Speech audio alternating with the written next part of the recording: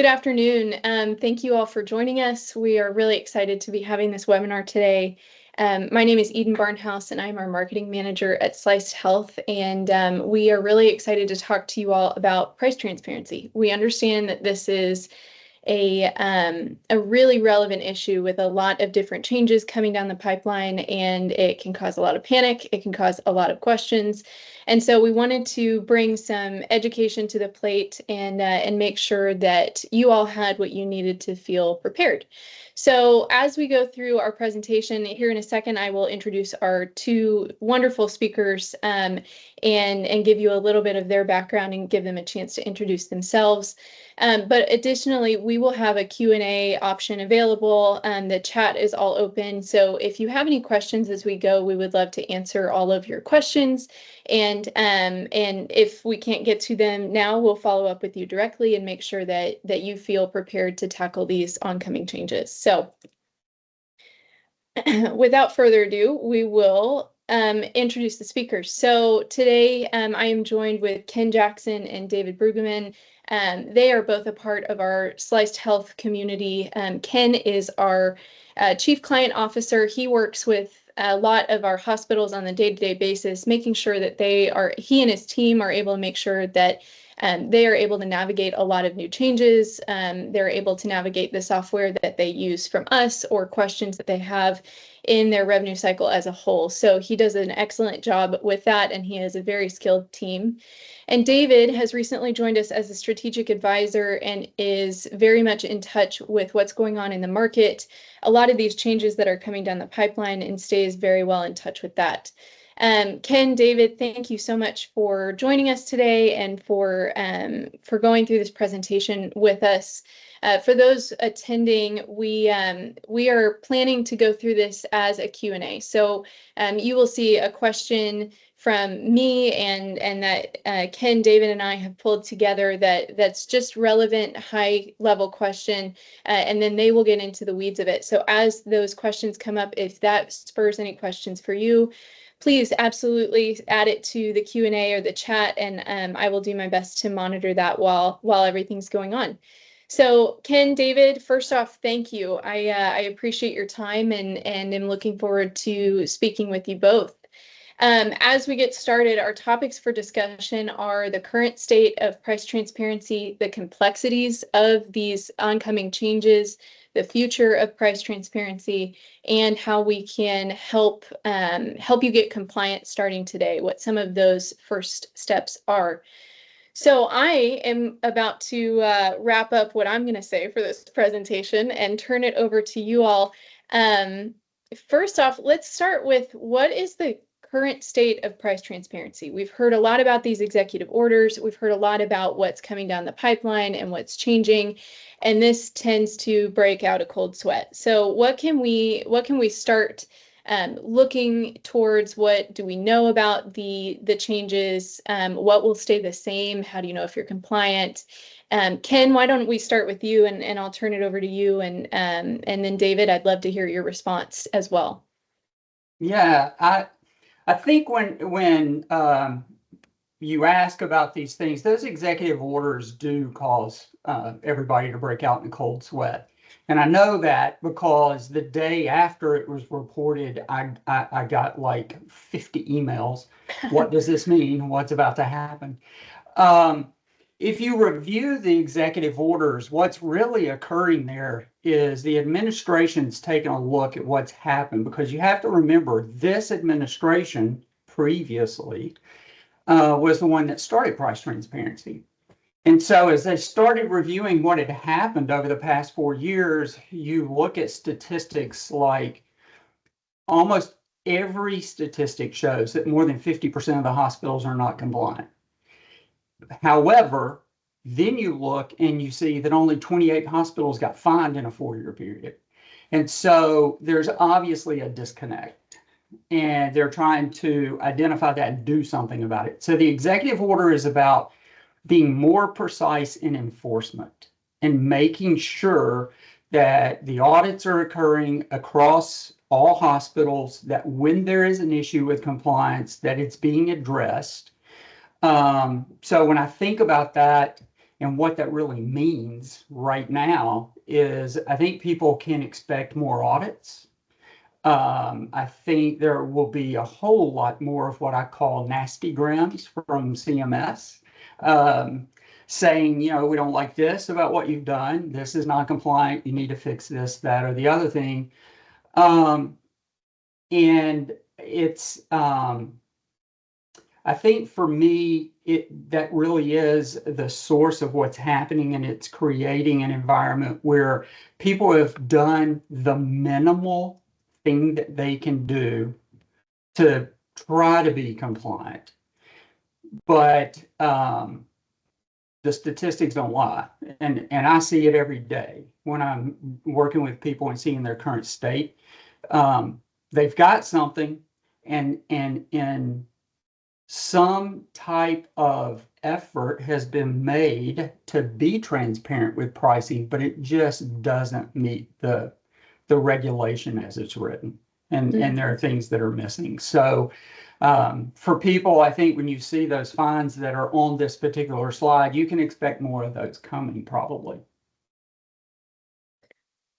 I mean, what a great synopsis of it. And David, I'd love to turn it over to you as well. I know that there are a lot of complexities in this, which we can go into next as well. But just from the base level, what do these changes look like? Where will people expect to get hit first? Yeah, that's a great question. I think that, you know, we've seen several changes and enhancements to the law over the past couple of years. And the biggest challenge I've seen with my clients is not only meeting the original intent of the law, but how do we continuously enhance and update our files that we're presenting, our machine readable files that we're pushing out. It's a big challenge to understand the current formatting of how that information is presented, as well as continuing to enhance it and update that. So if you take a look at the original release and when the hospitals were attempting to publish their information, there were a ton of people trying to provide support, a lot of different organizations, consulting companies, very expensive proposition for hospitals to take on and to try to meet those requirements. But then all of a sudden there's another change to the rule in regards mostly to enhancing and adding additional types of information to their files. How do you stay on top of that? And hospitals have really struggled. We saw the quality of those and the scoring of those files, and we saw the impact of the hospitals that were compliant, hospitals that weren't compliant, and hospitals that didn't even try, to them exerting a large effort to get to the original law, and then all of a sudden the law changed again, and there was additional requirements, and trying to keep up has always been a challenge. So yeah, it's a hard spot to be for hospitals to maintain that and to try to stay ahead of the current rules. And also, and I know we'll explore this a little later, how do we go ahead and prepare for what's coming up in the future? Yeah, great, and what a great segue. As we move into some of the complexities, I would love for you all to speak to what there is to navigate, what are the big hurdles, and then I'm also going to post something here in the Q&A. If anybody feels like jumping into the discussion, we'd love to know what your big concerns are about the journey of compliance and what those most difficult hurdles are to get started. So moving forward, what are the complexities in meeting the requirements of price transparency? In the past, we've talked a lot about what the impact of non-compliance is, what we think maybe the letter of the law is meant to signal for what's coming, and where the responsibility of compliance lies. So up to you all, whoever would like to start, Ken or David, I turn it over to you, however you'd like to jump into this really heavy topic. I expect we'll be here for a couple extra minutes. So I'm happy to start because, you know, it's my team that is trying to help clients build out those machine readable files, get shoppable supplies in some format that is not only compliant, but also providing some level of help to their population inside their inside the area that they're trying to provide health care, right? That shoppable supply list can really actually be almost a marketing tool, if you will, that can build some relationship between your patients and yourself. But the complexity changes, and it's changed almost every 6 months since the law came out, right? We had this original concept of, hey, you got to tell people what you're going to charge. And then it was, well, you got to tell what you're going to get paid. There wasn't a lot of direction. Then there was direction. It has to be an actual negotiated rate out of a contract. And now it's gotten to a level where the machine-readable file, a normal machine-readable file, has somewhere in the neighborhood of 200, 250,000 rows of information, and probably as many as 15, 20, or 25 columns of information for each of those rows. It is complex. To add to that, it's the individual discrete data elements that have to be in the file that make it really hard, because you have to now not just include information that is standard in your charge master, right? We see rev codes, we see CPT codes, all those things are always in the charge master. But now you have to go out and grab part of your formulary. And now you're having to go to a separate piece of the EMR to grab NDC numbers, the unit of measure that goes with it, and they all have to be discrete data elements. It's one of the more annoying things in becoming compliant, because every charge master will say something like, hey, this is one tablet of ibuprofen, 800 milligrams, but that doesn't do it. That doesn't meet compliance. It has to be broken out in discrete data elements. And so the complexity is there. It is very difficult. I would also say this. There is this issue, you've got it on here, form over substance, because there are two different things going on there. If I produce a machine readable file, there is a CMS validator tool that I can take that file, I can drop it in, and I can see if it passes. Well, what it's checking is format. Nothing more than format. Do you have the ability to put all of these discrete data elements in there? It's not doing any kind of, are they really negotiated rates, or are you just pulling some average? And if you're going to be compliant in substance, you're going to have some level of contract modeling going on, because a negotiated rate, you have to state, this thing is being put on here that I'm going to get paid $200 for this particular charge code. And it's based off of 130% of Medicare, or it's based off 150% of this proprietary Aetna fee schedule, or it's based on a percentage charge. And all these things have to be spelled out. And at some point, I don't know when, but if it were me, I would want to start auditing individual data elements, right? And asking for, okay, you say it's going to be $200 for this. Can you show me the contract? Can you give me the fee schedule? Can you show me the language? Can you show me the charge master, so that I can identify that that's a real thing and that you've placed it on here right? Now that's substance, right? I would say to this point, all of the auditing has been based on form and not substance. And it'll be interesting. We talked about the executive orders, and we may talk about this a little bit more, but I think you're going to see more and more definition of how the files are going to be audited, what compliance is and isn't. And so these complexities, you have to pay attention to them. And it is extraordinarily difficult for any facility to be able to put the man hours into it, right? because it requires quite a bit.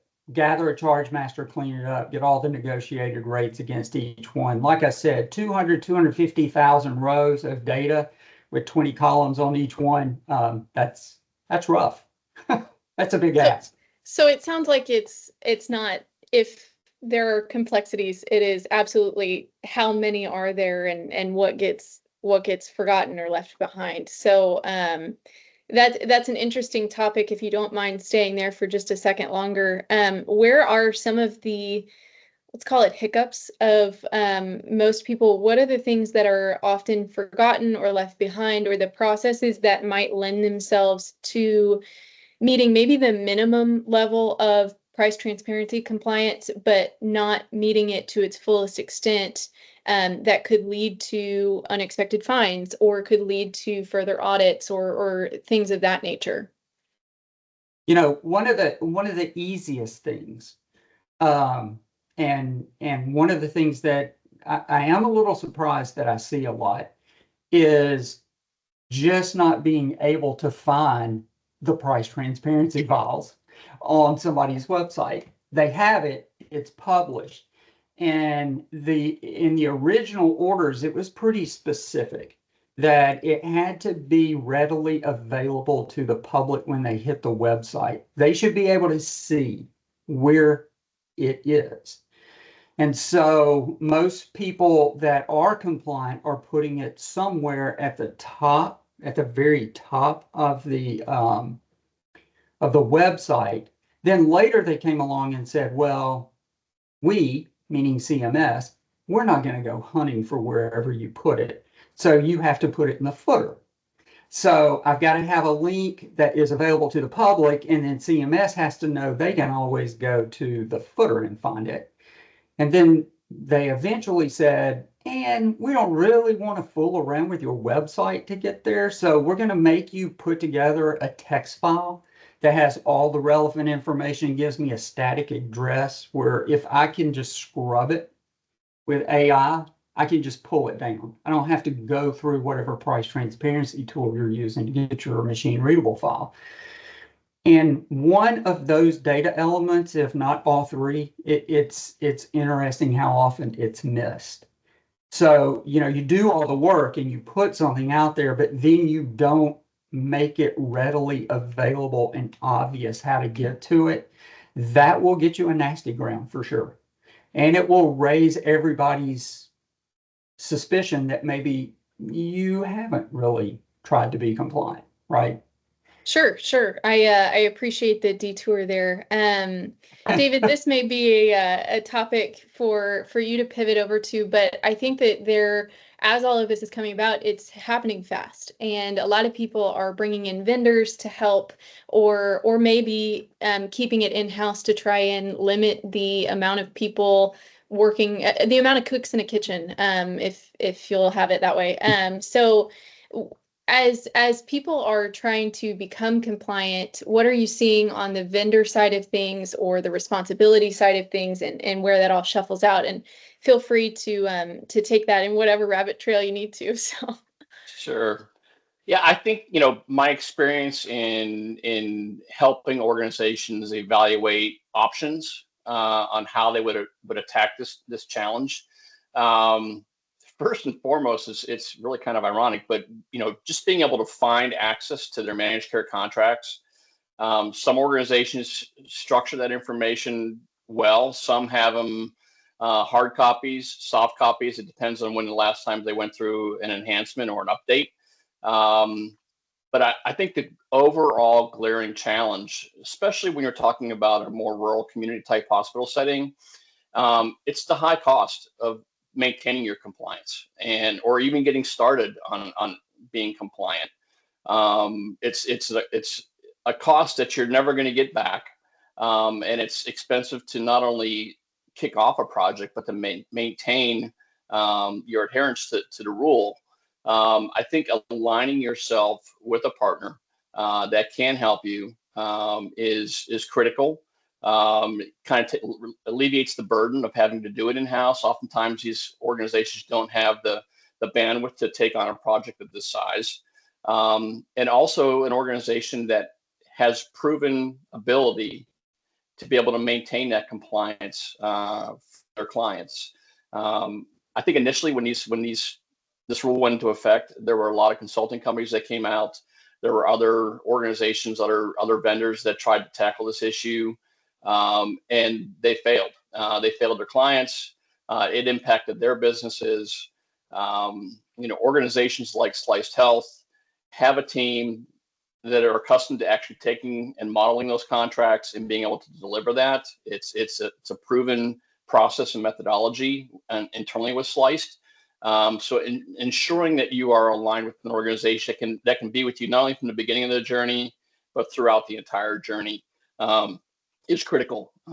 As the rules are constantly enhanced, you want to make sure that that vendor and that partner is going to be there with you throughout this entire journey for sure. Yeah, that's a great point. I think that what we're hearing is that price transparency will become more and more complex. And so being able to make sure all of the T's are crossed and I's are dotted is really important. And sometimes extra communication is required for that. So I appreciate it. Any final thoughts on the complexities of meeting the requirements before we move on to what to expect down the line?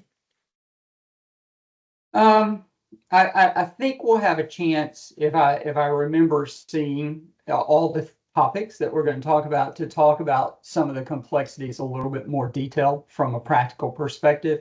But David brought up a really good point, and that is most people can't lay their hands on a contract sometimes and to know what their negotiated rate is.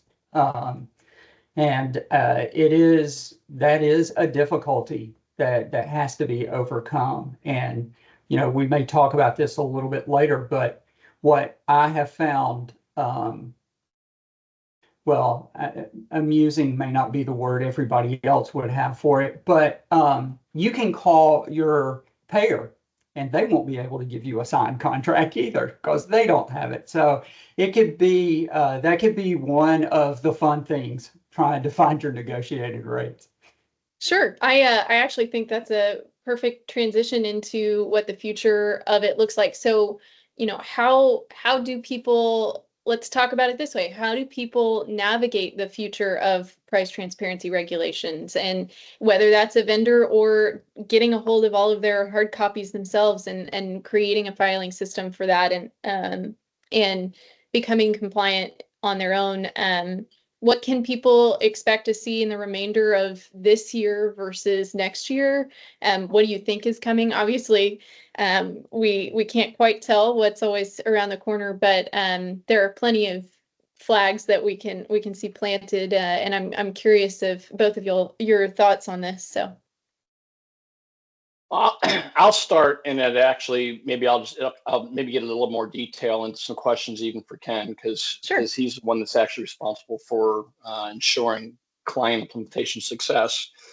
I think the next biggest piece that's going to come out is more of a standardization of data formats. I think they're going to continuously try to enhance that, so that way, hospital to hospital, payer to payer, there are standards, and everybody's formatting is going to be the same. Content obviously is going to be different, but I think standardization of the formatting is really going to be the next big step in this. We can talk about what we think that'll look like, but I think more importantly, what will the impact of standardization be to hospitals today? What are your thoughts on that, Ken?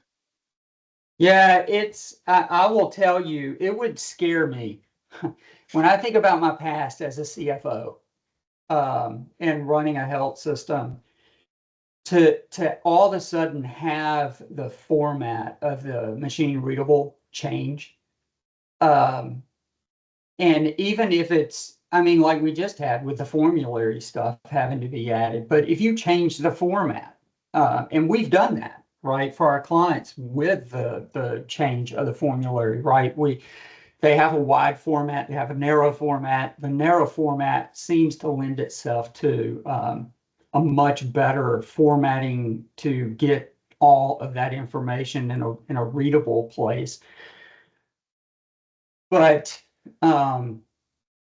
I wouldn't even know how to start probably, right?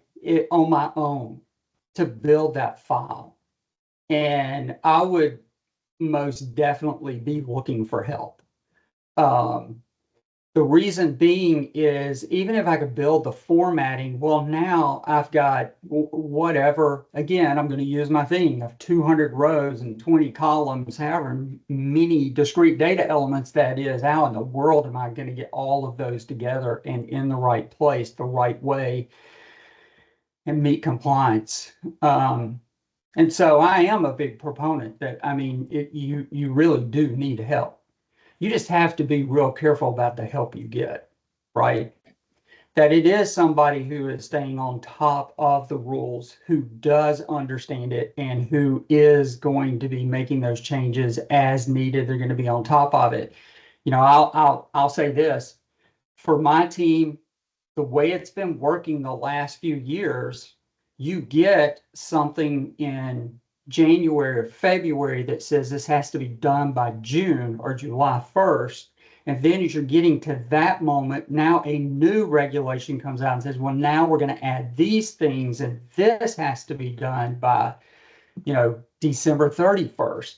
And so it's constantly evolving and just constantly changing. And you really do need help. Like I said, I think one of the keys, and I think you've hit on it, David, is to have the right help, right? It needs to be someone you can count on for the long term and not just in the moment. Kind of reminds me a little bit of when we went through meaningful use. Mm-hmm. I think you and I have talked about this before, right? Meaningful use comes out, there's these dollars out here to get people to move in that direction. And now all of a sudden you got 2,000 companies that spring up out of nowhere to help people go get this money. And now you probably only have 8 to 10 of those left. You're going to want to really distinguish who you work with to make sure it's going to be one of those 8 to 10 at the end of the day. Totally agree. And you've mentioned this already about, expanded data elements. I mean, that's obviously going to be a continuous challenge for hospitals because, CMS will be dictating what we need to go ahead and present on these files. I've heard rumors, and this is, we'll find out whether some of this is true, but I think some of the additional data elements besides the drug information, but there's going to be an estimated allowed amount content that's going to be needed to be added to this. We've talked a little bit about drugs and unit of measurement. What else are you potentially seeing that could be additional enhancements that are going to be coming out for these? It's interesting. One of the things that I would like to know, and most people would, is what the real intent of the machine readable file is. Because, when it first came out, everybody was talking about price transparency. Consumers should know, what they're going to be charged and what the allowable is going to be and how their insurance company is going to handle it. I'm just going to tell you, there's not a patient that I have run across that's going to open up a machine readable file and figure that out. And that's why, to your point that you just made, I think that allowable section, the shoppable section, where is really the most relevant thing from that perspective. And building out tools around that and some consistency of what's being reported there is probably what makes the most sense from a consumer perspective, right? I mean, for the machine readable file, it's probably what the insurance company, your competitors and CMS wants, but how that continues to go. But I think the shoppable services, hopefully there'll be maybe better understanding and more standardization there, which I think would help the consumer, right? If the point is for the consumer to be able to identify, hey, I'm coming in for a procedure. This is what my bill might look like. This is what my insurance will pay, and this is what might be allowed. Well, that's not really happening today in the shoppable services. There's an element of it, but it's not a true claim specific estimation, if you will. It's a charge specific estimation. Right. And I mean, I totally agree with you. I do believe that the original intent of the law was for consumers to be able to shop and compare rates. And there is a lot of area of opportunity for improvement on that as well, too. So totally agree. The last piece of the future price transparency, obviously, we kind of touched on this earlier, is the enforcement of the rule. And I do think that with standardization on formatting, CMS getting more engaged in evaluating these files that are posted, I do predict that there will be a much larger effort for enforcement of the rule. Any thoughts on your end, Ken, in regards to that? Well, I do know that part of the executive orders, right? I think it put 2 due dates out there, and I can't remember what each due date is for, but each is for an element so that you get better. They're supposed to be presenting the plan. How am I going to make sure people are in compliance, right? And so that will really paint a picture for us. But I guess I'll look at it this way. There are a lot of things we do for, and I don't know how else to say this. We're just going to say standardization for the government, right? Income tax, right? We just went through that. Those forms are standard. The format is the format.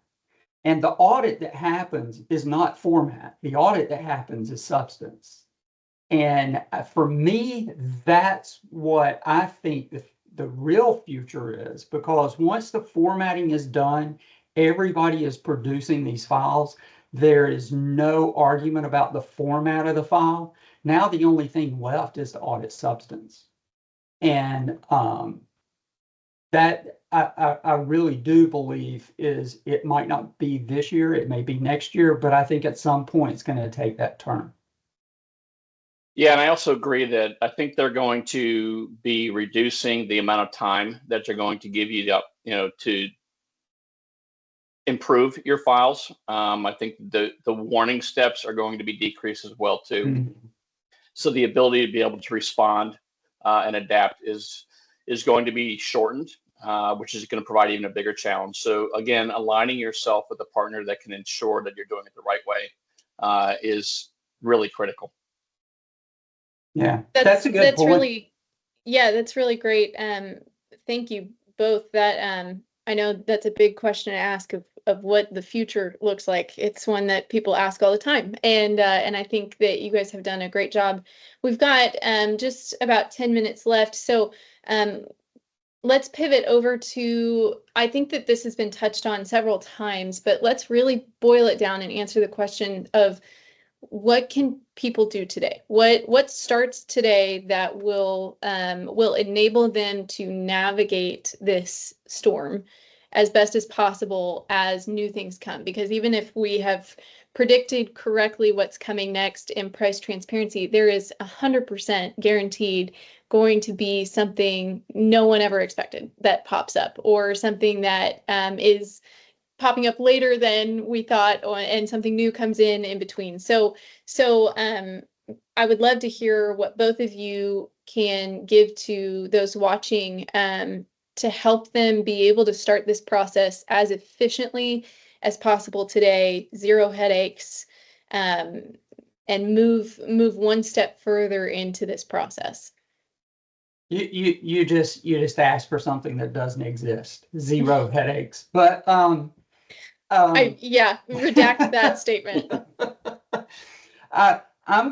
Let me approach this from a far more practical perspective than theoretical, and that is just what I see while I'm working with people to get them to compliance. If you are in a state where you question whether you're in compliance, or you're not in compliance, there are specific things and steps that you can begin to take to make the process of getting compliant easier. The first one is doing a review of your charge master. One of the things that happens, that's the fundamental behind the whole MRF, And if you have a charge master, and some EMRs are better than others at maintaining these, but if you have a charge master and let's say it's not really a charge master, it's an item master. So now not only do you have the things you charge for, but you also have all your paper supplies and everything listed in there. And you have just individual items that you would never charge a patient for. Or over time, you've never gone back and really done a review. So now you've got duplicate charge codes.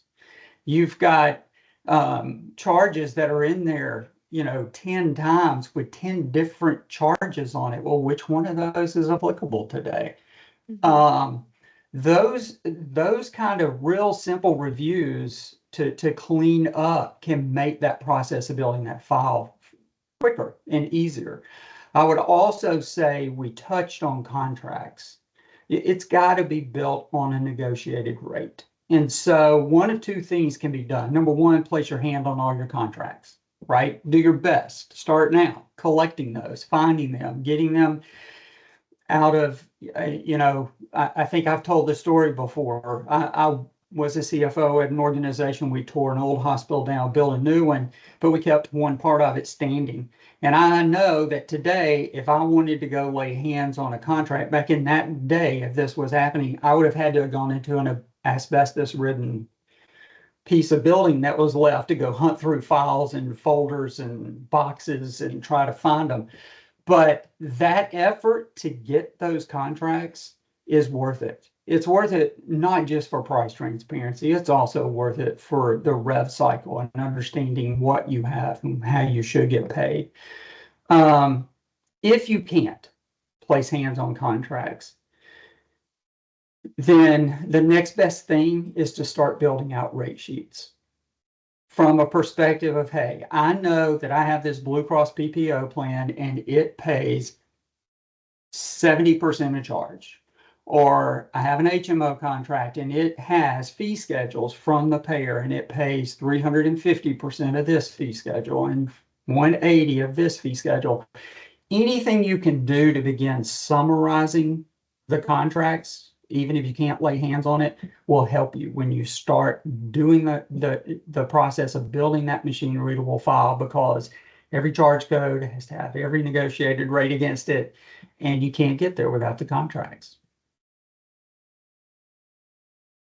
That's great.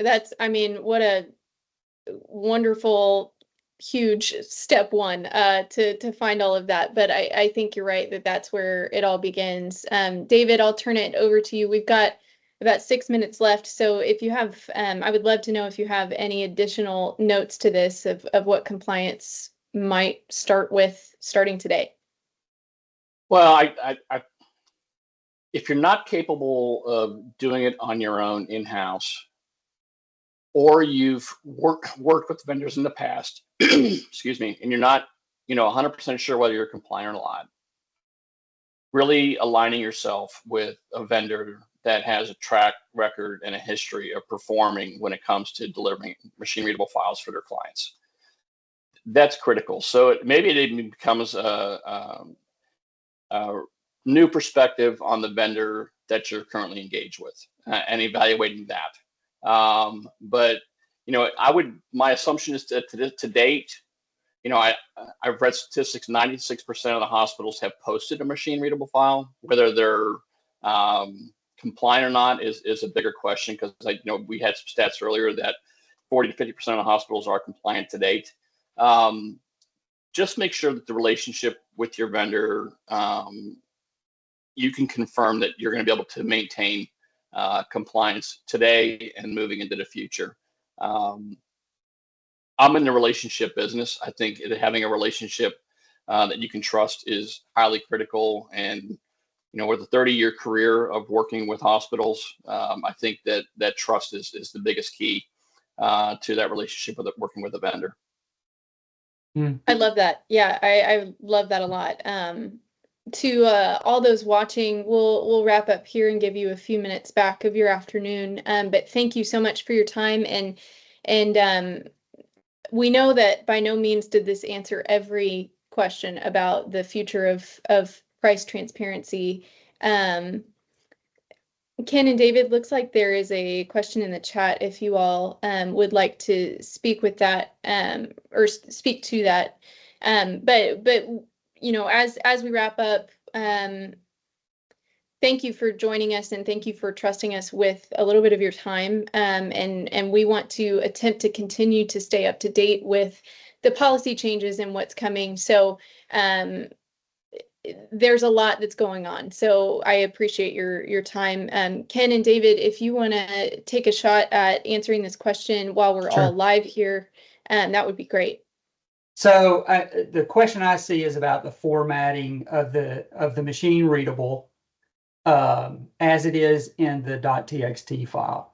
And so the format that's there, they allow, and I cannot off the top of my head remember every single format they allow. So it's CSV, Excel, JSON, I think XML or HTML. I just can't remember them all right now off the top of my head. I'd have to look at the list.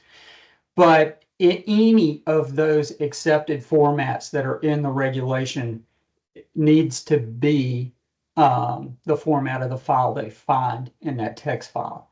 You know, we utilize CSV, which means it will, as they said here, would open up in an Excel file, but it would also open in Google Sheets or anything else like that. So that's my best stab at that right now. That's great, and I can connect you with our attendee after this and make sure that that question is fully answered as well. So I'll be sure to make that connection as well. If there are any other questions following our webinar, you will receive an email with a recap of our webinar, I believe tomorrow, and we'll give your email a little bit of a break today. But if there are any questions or if you would like to have a more in-depth conversation about what's coming and how to get compliant, whether or not you're doing it on your own or with vendors, or just asking the question of, do we think that we really are compliant? We would love to connect you with a member of our team and make sure that you have all those questions answered and you feel fully confident going into this next season of price transparency regulation changes and what all that will bring with it. So thank you all for your time and have a great rest of your day. Yeah, thank you, everybody. Thank you.